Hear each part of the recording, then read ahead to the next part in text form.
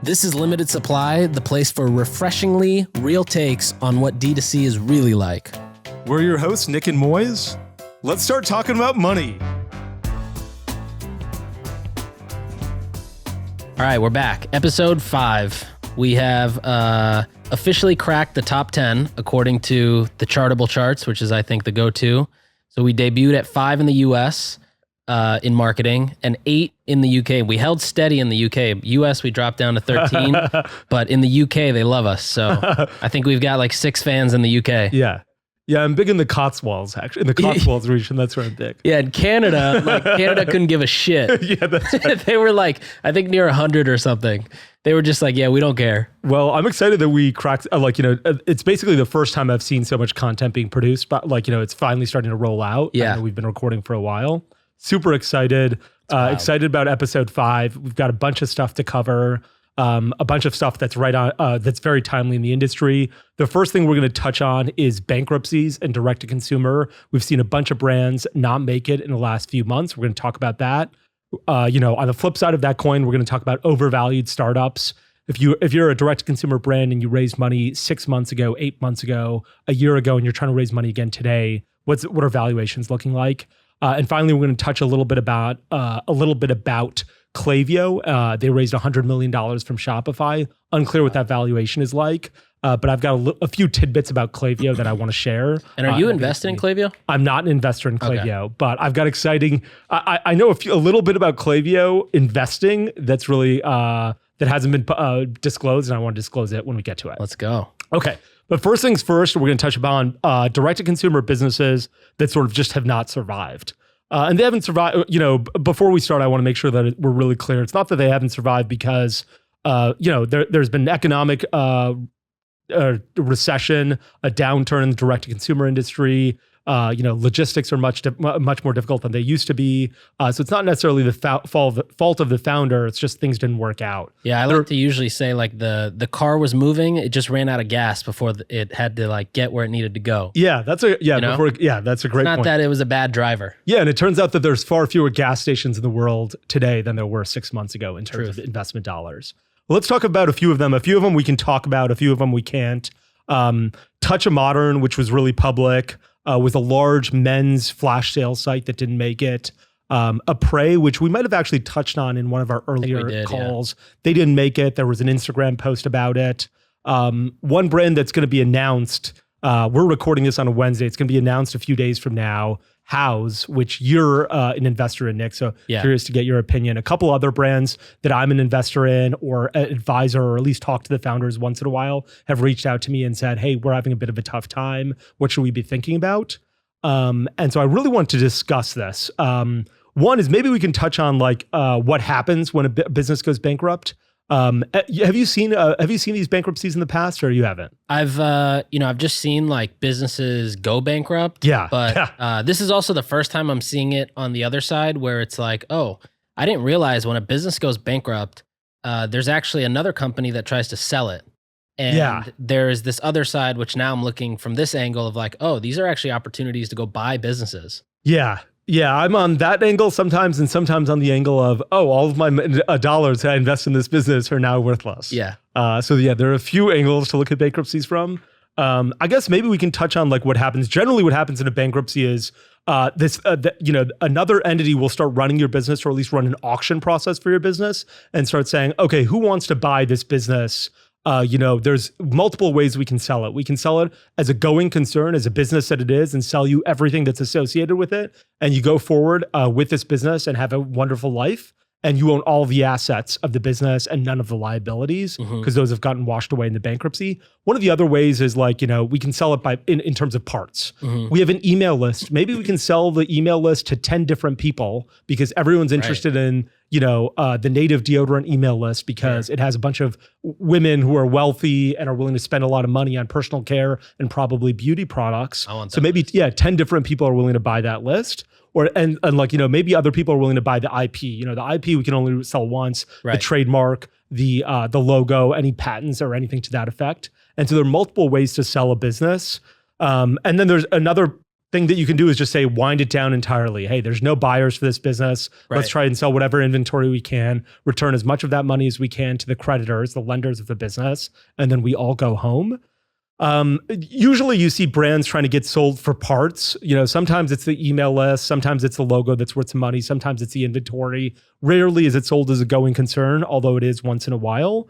I've looked at a few of these recently and I get excited about them because I always feel like it's going to be this flash sale for a business. And you're like, okay, here's this business. Something happened and it was terrible. Like it didn't work out for the founder. And that's really tough because they put their blood, sweat, and tears into it. Yeah. But it's an opportunity to buy a business that might have been overvalued for a far reduced price. And so whenever I get on a call like this, I'm always pretty excited about the opportunity. Right. But there's almost always some crazy hair on the deal. Like, we owe a lot of money to the state government for state sales tax because we collected it and already spent that money and we don't have that money. And that liability goes through the bankruptcy. Like, Right. whoever buys this business still has to pay this money to the state sales tax. Or, we sent out we took money for a year subscription.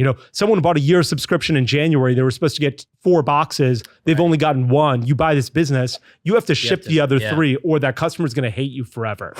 And so I've seen both of those things happen pretty recently, and it's been pretty crazy. But you were an investor in House. Mm-hmm. Tell me a little bit about how you found out and how that made you feel, all that kind of stuff. Tell me a bit about the details there. Yeah, so I was, it was just, I think it was like a couple Fridays ago, and basically Helena just called me and was like, hey, just an FYI, like our car ran out of gas before the finish line, and it was like really close, but we just barely didn't make it. And so House has Sharma Brands on as kind of like their internal button pushers for e-commerce. Yeah. And because there's no like internal e-commerce staff, and so there's no internal e-commerce staff at House? Yeah. There was, and then that entire team was let go. And so, we basically, she was just calling to say like, I don't know when you're going to get paid. Yeah. There's a good chance you will get paid. But you can pause working right now and just basically pause. 'Cause I don't know what's next. Sure. And so at first I was like really sad. I was like, damn. That was such an iconic brand. Like every large alcohol company that I've worked with or talked to, whether it's Diageo, Anheuser-Busch, Beam Suntory, Bacardi, they all know House and they all admire House. Like their boards make massive decisions in the company as a result of House existing. I also think 90% of direct-to-consumer alcohol companies wouldn't exist today if House wasn't there. Like House kind of paved that way or opened that market or opened that door.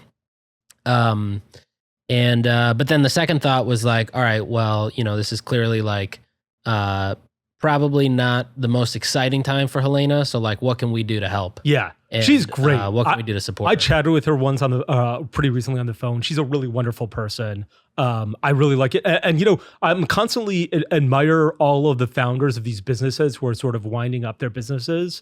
Yeah. Because they're always like, Tough. I want to take care of my employees. Right. I want to make sure that the brand is it ends up in a good place. I'm trying to find somebody who will continue to run it. Because even though I won't have any financial stake in this business, I still want to see this business succeed because I poured so much of my effort into this. And I'm always really impressed by that. I had a call recently with a brand that was, doing about $5 million in revenue a year, or just a tad under. And they're like, running out of cash.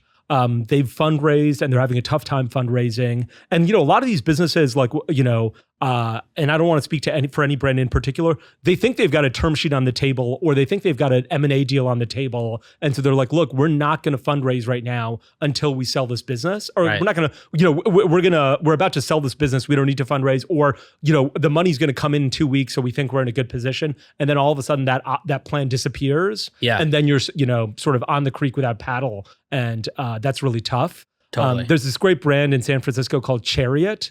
And the guy, the CEO told me this. The vans. Yeah. He's like, we sold the business and we basically had like $4,000 left in the bank account when Ford bought the business. Oh my God. And Ford bought the business.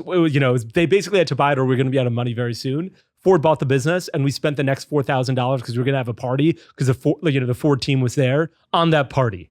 So after they signed the docs, the deal was closed. We had $4,000. We spent it on food and alcohol, and that was it. That was the end of that. Like we had no more cash, and then Ford had to come in and sort of step in. But that was planned for obviously by everybody. And in any case, I was talking to this brand doing a few $1 million in revenue a year, and they're like, "What should we do?"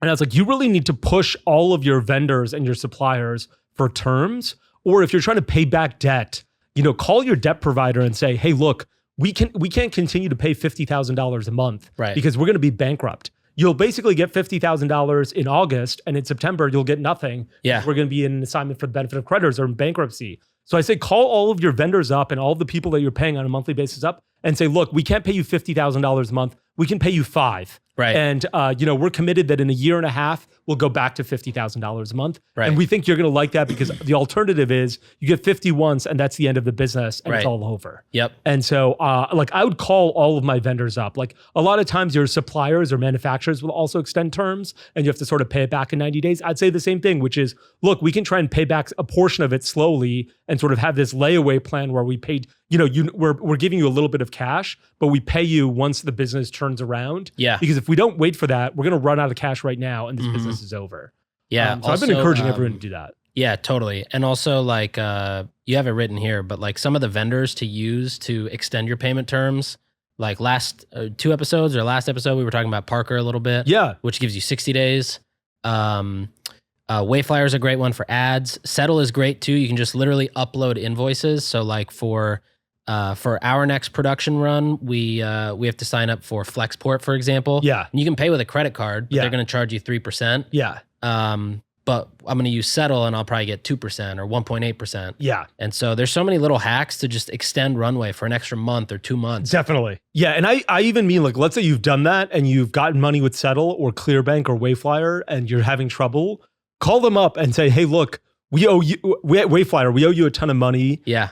We can pay one more month and then we're bankrupt. Right. So can we start working on some terms to make it so that this is a little bit easier for us? Totally. So that we can turn their ship around and make this business better. And that certainly works with a lot of big debt providers like banks. If you're a big private equity firm and you breach a covenant in one of your debt contracts, a portfolio company, and you breach a covenant in one of your debt contracts, you call up your bank and they work out a plan. They're not like, great, the first thing I want to do is drive you into bankruptcy because there's not that much money there, right? Yeah, exactly. If someone takes over long weekend tomorrow without you, they're not going to get all of the value that you can extract from it, right? There's a little bit of inventory, but someone's got to run that brand. Maybe they'll sell it to TJ Maxx for 10 cents on the dollar. You can get a lot more value out of it. So I always encourage people to make those calls and try and extend that runway. Totally. But let's switch to a different and slightly related gear, which is overvalued startups. Yeah. A lot of brands that I've chatted with recently have fundraised in a seed stage valuation that is bananas. I was chatting with a brand the other day that's doing less than $2 million a year. And they'd raise, they're like, we're trying to raise, we'd raised at a $30 million valuation previously, and now we're looking to raise at a $50 million valuation. I never understood that game. It's like, how are you going to do it the second time? You know? Like, what are you going to pull out of your hat? Yeah. And I'm like, you know what? If this was 2021 or money was flush and everyone was super excited about it, you might be able to get away with this game of I'm willing to bet the business that I'm going to be able to raise at a crazy valuation. Right. That doesn't happen now. That is not going to happen. You're not going to be able to raise at a $50 million valuation. And I told them, I'm like, look, I'm interested in this business, but there's no opportunity. This brand is not worth $50 million. Yeah. I sold my sell for 500. Yeah, exactly. I sold my brand for 100 and we were doing north of 30 million in revenue a year. That was a 3x valuation, a much higher scale. Yeah. You want 25x, are you going to be able to get to 30 million? That's really unclear. And then everyone will only 2x their money. You'll have to fundraise a lot between now and then. Yeah. And so what should these, I've been thinking recently, if you're an overvalued startup and you sort of aren't ready to take the valuation ding, or maybe you are, how do you approach it? What do you start talking about? The way I think about it is first, look at the amount of runway you have. If you've got 18 to 24 months of runway or more than 24 months of runway, you're probably okay in that you can ride whatever downturn we're in right now, and it's a little unclear, for 2 years. Mm-hmm. And hopefully the economy's turned around, and whatever valuation you had previously in 2021, you can still get a jump from that in 2024. Right. But that's a lot of cash to have on hand to be like, look, I can hold this business for 2 years and then raise money. Right. And if you need money in the next 24 months and even worse in the next 12 months, I think there are a few things you got to do. I think one is, you've got to bring your operations to, you've got to like right size the ship, which is lower staff, like lower marketing, probably make it so that you're break even or so that you can control your own destiny. And then I think you have how many SaaS companies are just going on credit cards every month that people just ignore. What do you mean by that? Recurring charges on yeah. credit cards, like Snipply that you used once 3 months ago and you don't use it anymore. Or, these random little apps. Definitely. So many of them. Yeah, there was a great tweet where there's something called like take my bill off or look at my bill or something, where it basically looks at what subscriptions you have. And someone tweeted out, I had 8 subscriptions. Truebill, yeah. I signed up for Truebill to find out what they were and cancel them. And now I have 9 subscriptions because Truebill is that too. And I was like, that's exactly what it is. Yeah, there are a lot of hacks to try and reduce that burn. Yeah. One thing I always say is call up your credit card processing company, call up PayPal and try and reduce rates. Yeah. Because for God's sakes, you'll get the exact same service. There's very few opportunities in the world to get the exact same service and product for just cheaper from the same vendor. And Stripe and PayPal and Braintree and Authorize.net are perfect vendors like that. Yeah, on the next episode, I'm going to teach you about procurement. And so that it's kind of related here too. Okay, fantastic. Yeah, I wonder what happens with these overvalued startups and how much of a haircut they have to take. Yeah. And are they better you stomach it early than later? Because if things get a lot worse between now and 6 months from now, your $30 million valuation may come down to 5, and you won't have any equity left. It's just like a net zero game. Like if your valuation drops 6 times, sure, you're still the CEO and you're still running this business, and it's still worth a few $1 million. But like your investors just took a 6x cut. Yeah. And it's like just the biggest punch in the face to somebody who put money in. Yeah. And there was that period like when we started doing our Rumble and Smoothie.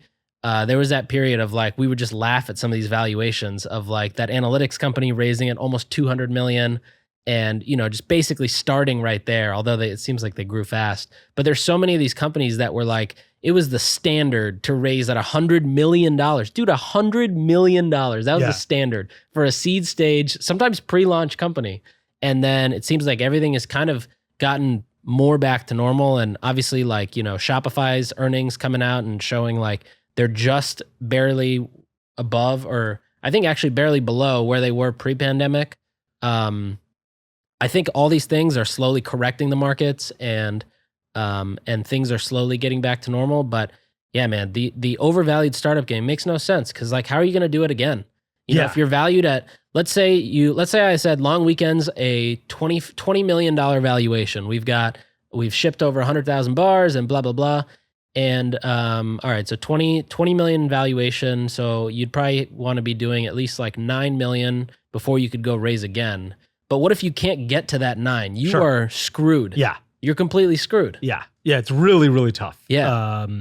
And all the new investors will be like, why haven't you been able to succeed with all the money you've gotten? It's a big punch in the face. Right. And you're absolutely right. It's crazy. I'm surprised that, like, when people always, I think the next part of this conversation, or the next question people will have if they're listening to this is, okay, how do you figure out valuation then? And the way I always look, if you're in a seed stage round, it's a real art, because there's no way people are like valuing you on a function of revenue or EBITDA. Chances are you might not have EBITDA. And if you have some, it's really, it's growing and changing so much. And if you have revenue, it's probably growing and changing a lot too, right? I remember when I started Native, we went from about 7,000 a month to 100,000 a month in about 6 months. If you had valued us at the 7,000 a month, did we really increase the valuation of our business 20x or 18x between the 7 and 100 a month? Probably not. And so it's a real art rather than science. But if you're a more mature stage startup, the one thing you can do is look at public comps. Right. Like what are other companies in your business trading at? And you can try to do this in a public and private way. It's really hard in a private way, which is like, okay, what business raised, like Athletic Greens raised recently? Okay, what was their revenue and how much did they raise and what was the valuation, right? Mm-hmm. And you can say, okay, they raised at X valuation to their revenue. And a lot of that isn't public. So really hard to do for a brand like Athletic Greens. But if you're, look at publicly traded companies, at least you'll get some sort of sense of what the world looks like. Right. Like what does Procter & Gamble look like? I think P&G is generally like 5 or 6x or like 5x revenue and like 20 some x earnings. Okay, you might not have any earnings, and you're growing way faster because P&G's doesn't really grow beyond inflation or anything. Or look at a smaller startup like Edgewell, or look at a beauty company like Estee Lauder. Like, put yourself in a world of like, what do other businesses? If I'm a mature business, what do other businesses in this category that are more mature than me? What do they trade at from a revenue and earnings perspective to get a sense of what the world looks like? And if you're going through M&A, I can tell you that the guy or woman who's buying your business is buying your P&L. Yeah. She's going to have to sort of justify this. She's going to take a hit to the cash that she has to show that these earnings make sense. And her bonus is going to be based on how well you do. So that stuff is going to matter. Yep. And if you're a small business selling to a small business that's public, the CEO is his salary, his compensation is going to be partly based on how well your company performs. So he's definitely going to be looking at your profit and your revenue. Totally. It's not just like people who are like, you know what, this brand is beautiful, let's go ahead and put money in this. That's not what it is. This is a numbers game at that level. Completely agreed. Absolutely agreed. Okay. Let's switch gears one more time and talk about news from this week. Klayvio got a $100 million investment from Shopify.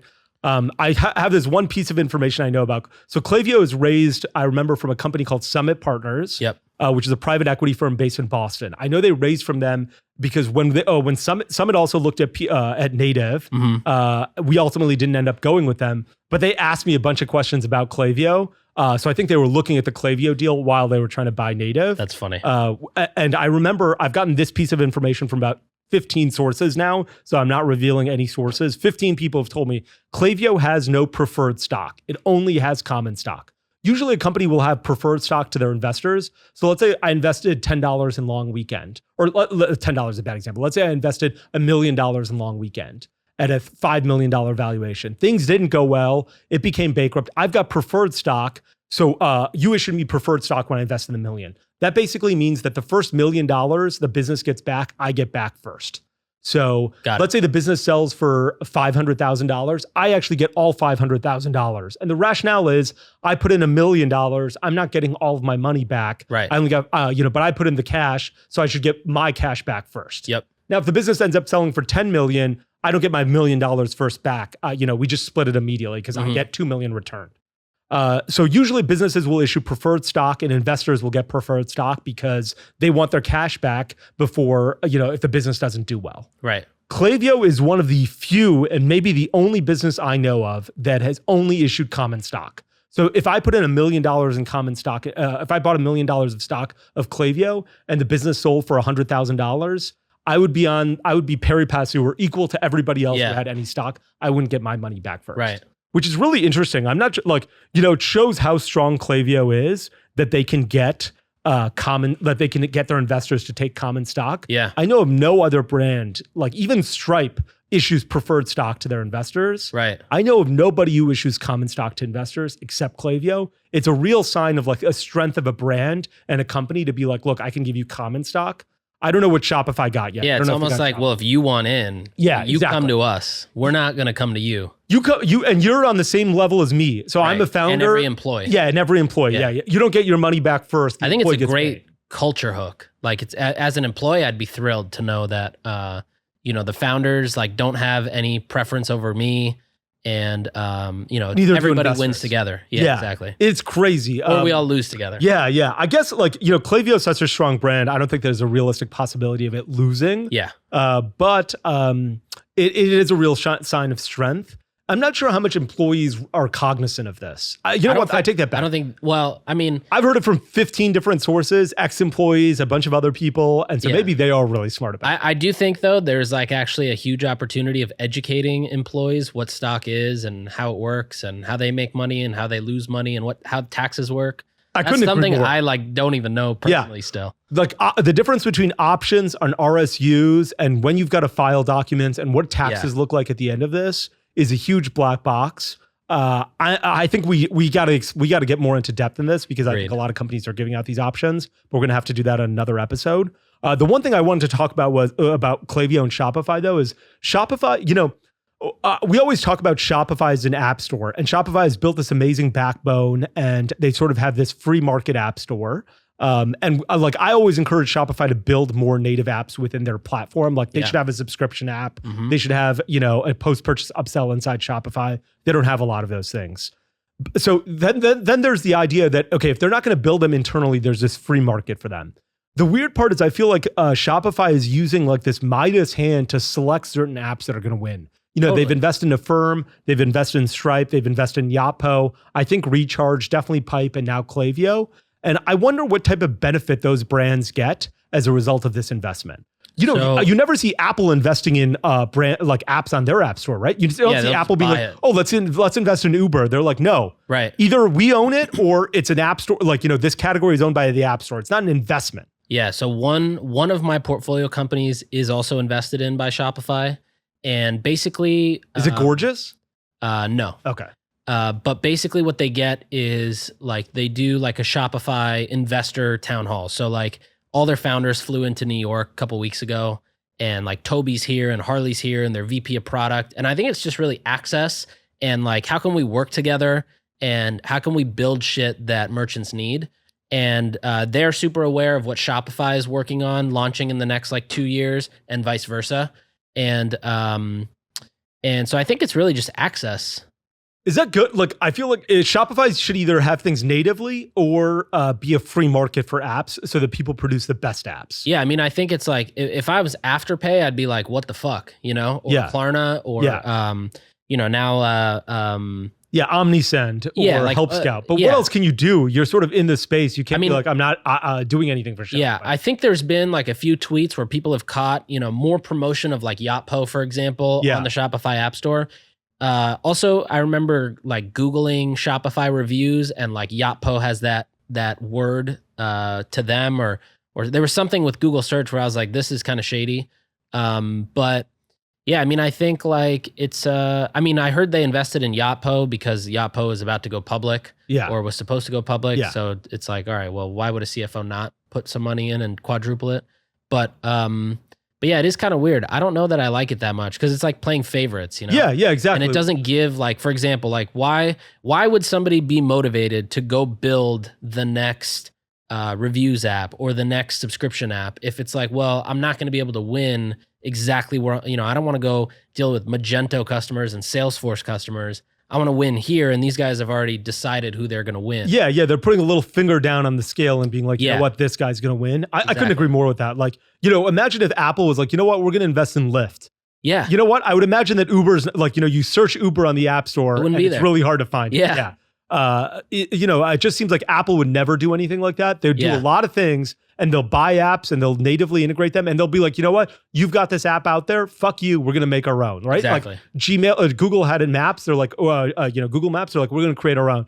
A long time ago, people had a flashlight app. They're like, fuck it. We're going to create our own, right? Exactly. That I can understand. They're like, look, we're going to take good ideas and create them ourselves, or we thought of these ourselves and we just didn't have time to release them. And all those were also in the benefit of the end consumer. Yeah. Where I feel like this, Yotpo's definitely not in the benefit of the end consumer, and neither is Recharge. Yeah. But it's kind of weird. It's like choosing your favorite child and then being like, this one's going to Harvard and that one can fight on the street. Yeah, that's right. Yeah. I've decided this. Yeah, that's right. I'm spending all of my money to send this kid to school. Other kid. Oh, you need a car? Here's a Lamborghini, and you get a 1984 Camry. That's hilarious. So Indian of you to mention a Toyota Camry. Yeah. Okay, awesome. Well, those are the things I wanted to chat about on episode 5. Episode 6, you created an agenda. I don't understand any of these. Yeah. All right. So next episode, we are going to talk about Canopy's president, Ali Webb, who's the founder of Drybar, Apple's DSP, which I read about today, and two more things I'll say. One is building companies on top of really hard industries, like really where there's a lot of rules. And then the second one we'll talk about is procurement, because last night you were like, what the fuck is procurement? And I haven't been so excited to tell you about something since for a while. Okay, so awesome. That's on the next episode. Okay, see you on episode 6. Thanks for tuning in. We'll be back next time to cut through the noise in CPG, retail, and e-commerce. And if you enjoyed this episode, then why not share it with a friend? And be sure to subscribe on whatever platform you listen to your podcasts on.